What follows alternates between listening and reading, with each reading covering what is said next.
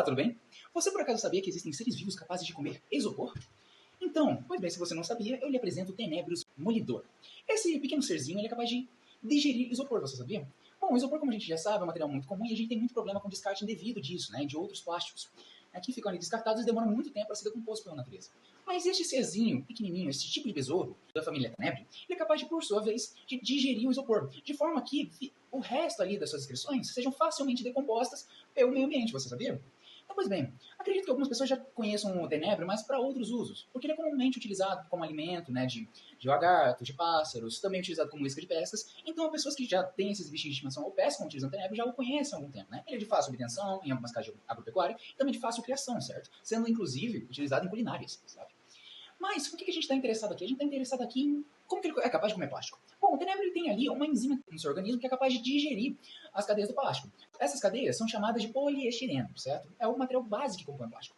Ele é um tipo de hidrocarboneto, quer dizer que ele tem carbono e hidrogênio na sua composição, e ele é um derivado do petróleo que a gente obtém. Né? A natureza tem certa dificuldade de decompor ele, mas essa enzima do intestino tenebro não, porque ele, comumente chamado também de larva da farinha, come ali substâncias que têm cadeias parecidas até com o poliestireno. Então, por isso, ele é capaz de se alimentar desse tipo de isopor, certo?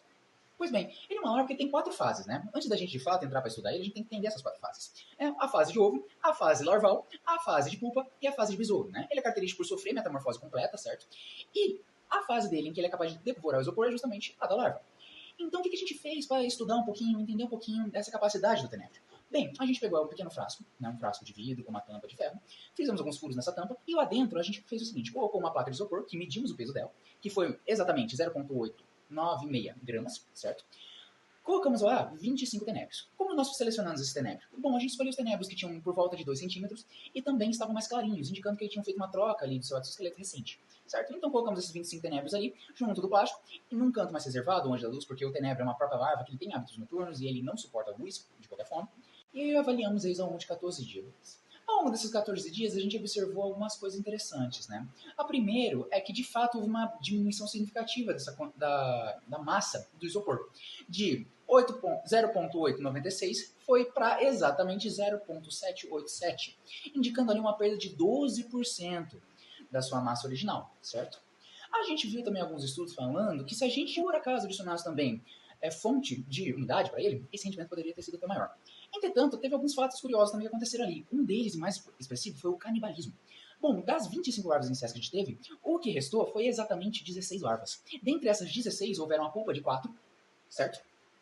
E as demais foram devoradas pelas larvas restantes. Isso acontece justamente também pela questão da fonte de umidade. Né? Como o próprio isopor não é tão bom para a nutrição ainda da larva, ela acaba por optar, às vezes, a outra larva que entrou em estado de pupa. Quer dizer o quê? Que ela fez um casulo e ela ficou ali parada. Então a outra aproveita que ela está ali parada em defesa e acaba devorando ela.